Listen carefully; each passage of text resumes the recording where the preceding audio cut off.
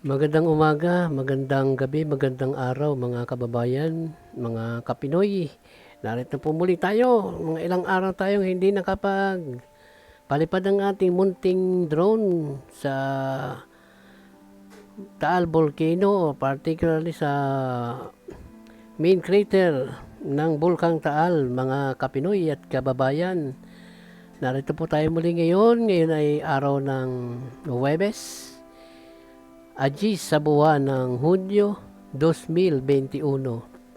Bago po tayo pumunta sa ating main topic or yung ating pagpapalipad ng drone at pagkuha ng video sa main crater, atin po munang tingnan ang napalabas na ulat ng Bureau of Fisheries and Aquatic Resources, mga kababayan, noong kailan ba inilabas ito? At ang sabi rito, patalastas, simula noong ika-2 ng Hunyo taong 2021 hanggang sa kasalukuyang araw ay mapapansin na ang maberde at madilaw na kulay ng tubig sa lawa ng Taal, particularly sa paligid ng lawa ng mga bayan o syudad ng Balete, Mataas na Kahoy, Lipa, Cuenca, Talisay, Agoncillo, Laurel at Tanawan City.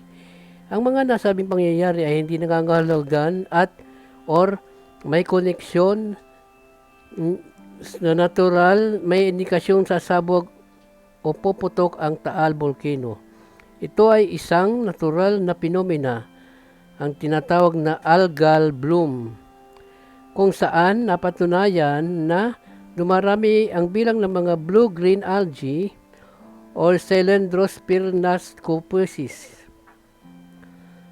Ang hirap pong basahin pero nabasa ko rin. Sa panahong ito, sa paligid ng lawa ng mga nabanggit na lugar na maaaring sanhi ng matabang tubig batay sa isinagawang pagsisiyasat at pagsusuri ng Bureau of Fisheries and Aquatic Resources, Region 4A, Batangas Inland Fisheries Technology Outreach Station. Gayon din, nananatili sa normal na level ang konsentrasyon ng dissolved oxygen na may sukat na 5.0 ppm hanggang 7.0 ppm sa lawa. Ito ay nakatutulong upang balansehin ang iba pang mga parametro sa tubig at paramihin ang mga planktons o algae na nagsisilbing natural na pagkain ng isda sa lawa. Gayunpaman, pinaalahanan ang mga mamamayan ng mga nasabing bayan na pansamantalang ipinagbabawal ang mga aktibidad gaya ng paglangoy o paanumang kahalintulad na gawain sa kadahilanang ito ay maaaring magdulot ng peligro sa kalusugan tulad ng iritasyon sa balat at iba pa. Sa kabila nito, inihikayat ng aming tanggapan yung BIPAR, ang mga mamamayan na maging mapagmatyak at agad ipagbigay alam sa mga kinauukulan kung may kakaibang pangyayaring napapansin o nasaksihan. Yan po ang ipinalabas na ulat ng BIPAR. Maraming salamat po. Ang nakalagay ay Noel M. Bisilio, OIC, Penro, Concurrent, PASU, TBPI. Yan po ang pinalabas na ulat na mga nakaraan kasi nagsulputan sa social media na ang pagberde daw, paglabas ng napakakulay dilaw at green na tubig diyan dito po sa Taal Lake, particularly diyan sa Balete, sa Barangay Banga. May nakita ko sa Barangay Banga, Talisay, Batangas, sa Mataas na Kahoy, San Nicolas. At ito pong nakikita nyo ay kuha ko naman ng ating drone dito sa Barangay Banyaga, Agoncillo, Batangas. Kung makikita nyo, green nga talaga. Yan daw po ang tinatawag na algal bloom o yung pagmumukadkad o pagdami ng mga lumot. Ang algae, blue-green algae ang tawag nila dyan, mga kababayan at mga kapinoy. Kung makikita nyo, ang lipad ng aking drone, ano lang yan, 50 meters lang yan or 150 feet lang.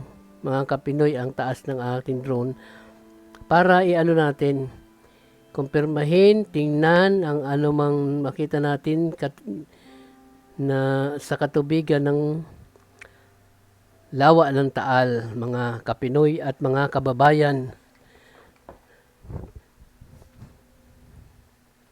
Kaya mga kapinoy, mga kababayan, narito tayong muli upang pakita sa inyo ang ating nakalap na mga photo, video ng ating munting drone sa lugar na ito na ating pong starting point or take off point dito po sa Barangay Banyaga, Agoncillo, Batangas.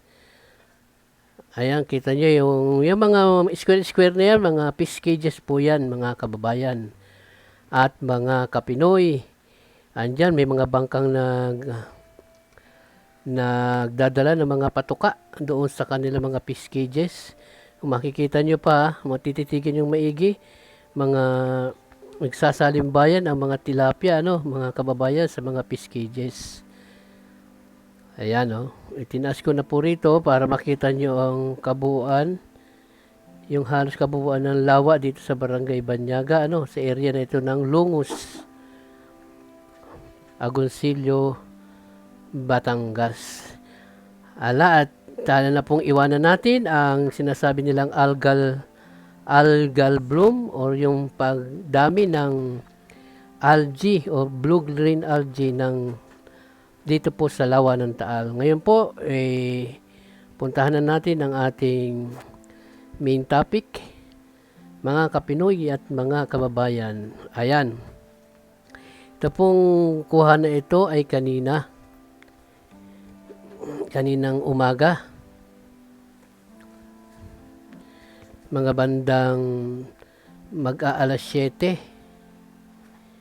2 beses kong pinalipad ang ating munting drone sa lugar na ito ng Barangay Buso-Buso at boundary ng Barangay Banyaga, Agoncillo, Batangas. Kung makikita nyo po, muli na naman pong nagpakawala ng mataas na usok or steaming ang Bulkang Taal or dito particularly sa main crater, mga kababayan at mga kapinoy. Sa mga nakalipas na araw, di man ako pumunta rito, mga kababayan, ay namumonitor ko naman na ang kalagayan ng panahon, uulan, iinit, madalas ang ulan kasi dineklara ng Pag-asa ang rainy season, mga kababayan. Kaya asahan na po natin ang madalas na pagkulimlim ng kalangitan at binubugsuan yan, sinasabayan na ng pag-ulan, mga kababayan, or mga thunderstorm kung tawagin. Ito na po, yan pong upwelling na yan ng hot volcanic fluid, mga kababayan, ay kitang-kita sa ating drone. Diyan po sa makikita nyo bago pa tayo pumunta sa main crater. May mga craters po dyan. Kung mapapansin nyo, may mga may mga tubig.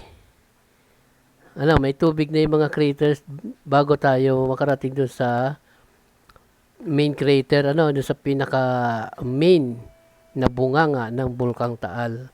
Kasi po, syempre, umulan, ilang araw nag-uulan, mahigit na atang 1 linggo.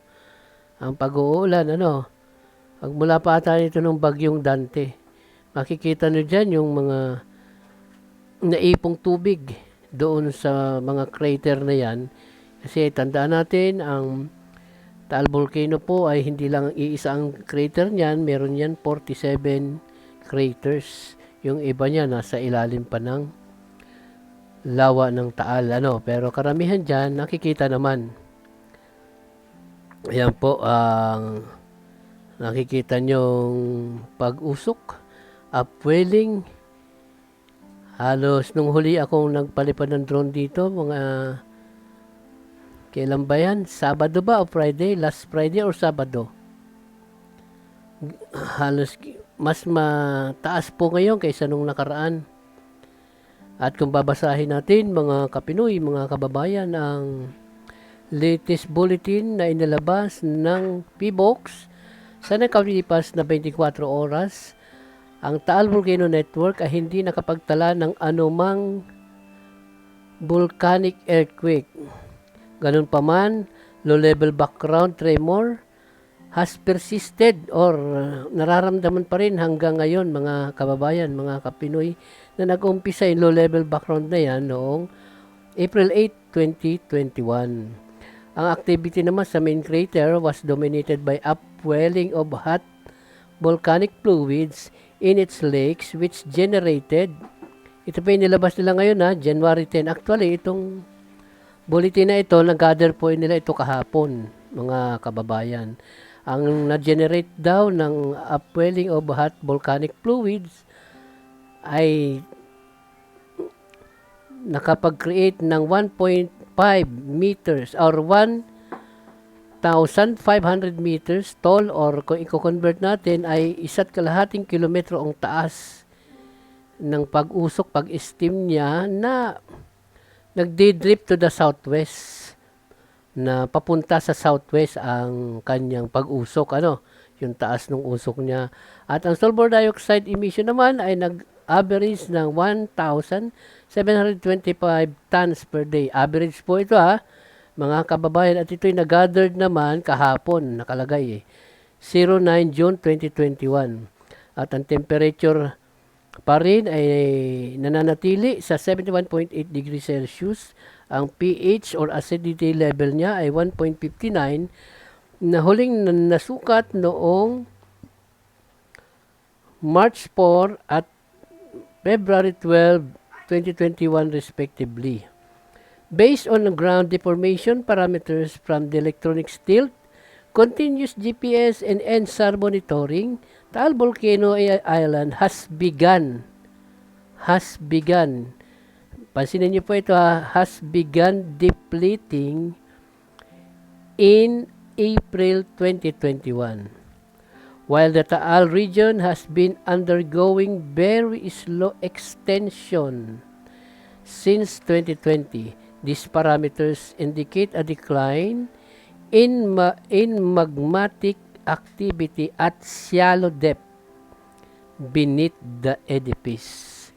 Yan po mga kababayan Yan na yun daw, pagdideplete ng Taal Volcano ay nagsimula noong April 2021. Na ang Taal region naman daw, sinasabi rito, ay undergoing a very slow extension, mga kababayan at mga kapinoy. At sinasabi pa rin sa Taal Volcano Bulletin ng PBOX Alert Level 2, increased unrest is currently maintained over Taal Volcano. At DOST PBOX reminds the public that at Alert Level 2 ay maaari daw magkaroon ng biglaang steam-driven or phreatic explosion, volcanic earthquakes, minor asphalt, and lethal accumulation or expulsion of volcanic gas can occur in threatened areas within and around TBI. DOST PBOX strongly recommend that entry must be strictly prohibited into Taal Volcano Island, Taal's Permanent Danger Zone or PDC, especially the vicinities of the main crater and the Daan Castilla fissures. And occupancy in boating on Taal Lake is also prohibited. Local government officials are advised to continuously assess and strengthen the preparedness of previously evacuated barangays around Taal, mga kababayan at mga kapinoy. Ito pong kuha natin mga kababayan ay may kuha din ang PBOX. Tandaan natin, meron pong mga gadget, meron pa aparato, may mga equipment po ang PBOX dyan sa Volcano Island. Meron silang tinatawag na NSAR equipment, mga seismic equipment, IP camera equipment na nakalagay mismo sa gilid ng main crater ng Taal, dyan po sa dalisdis ng southwest ng summit. Kaya ito pong kuhang ito, pwede naman kayo mag-verify anytime, mga kapinoy at kababayan, sa ating pong nagmo-monitor or otorisadong ahensya ng pamahalaan na ito nga yung PBOX. Pwede kayong humingi ng kopya dahil yan po naman ay government, mga kababayan. Pwede kayong humingi ng kopya nito ng aktibidad ng main crater at i-compare nyo po sa ating kuha ng ating drone. At ang oras po nito ay mag-aalas 7 ng aking pungkunan, mga kababayan. Kaya pwede naman, nakalagay din doon sa IP camera nila yung oras, araw, kung kailan nagkakaroon ng upwelling of hot volcanic fluids. Kaya tayo po naman, sinasabi ko sa inyo, wala akong alam sa ganyang pagmumonitor, pag-analisa ng mga bulkan or ng bulkang Taal. Ang akin lang ay yung poong pagkuha ng video ng mga images ng Volcano Island, ng palibot ng lawa, ng main crater, at sa kung ipinapakita sa inyo, mga kababayan at mga kapinoy. Ayan po, pwede kayong kumuha ng mga public documents, ng video, ng photo, dyan po sa PBOX, mga kababayan. At yan po muna ang ating masasabi sa araw na ito. Inuulit ko, ang araw ngayon ay Huwebes, June 10, 2021. Yan po ay kuha natin sa araw na ito dito po sa ating take-off area, ang Barangay Buso-Buso at Barangay Buso-Buso, Laurel, Batangas at Barangay Banyaga, Agoncillo, Batangas. Kung kitang-kita nyo naman, mga kababayan, ang ating pong drone footage na ito na pagkataas ng steaming niya. At pinapaalala ko rin sa inyo, kaya sa umaga kumukuha para ang ating pong drone ay hindi ma-stress. Baka kasi pagtanghali o hapon na ang pagkuha nito, lalo na at tirik pa naman ang araw, bagamat ngayon ay rainy season na, andun pa rin yung alinsangan, yung init o temperature niya ay mataas pa rin. Kaya nakaka-apekto yun sa ating drone, baka mag-overheat ang ating gadget, mga kababayan. Yan po muna, muli at salamat sa inyo mga panunood, pakikinig, pagantabay, pagsubaybay sa aking sinasagawang Taal Volcano update natin. At I always say, kung hindi pa kayo nakasubscribe sa akin channel, hit the red button, choose all notification bell para sa mga susunod ko pang mga video ay mapanood ninyo.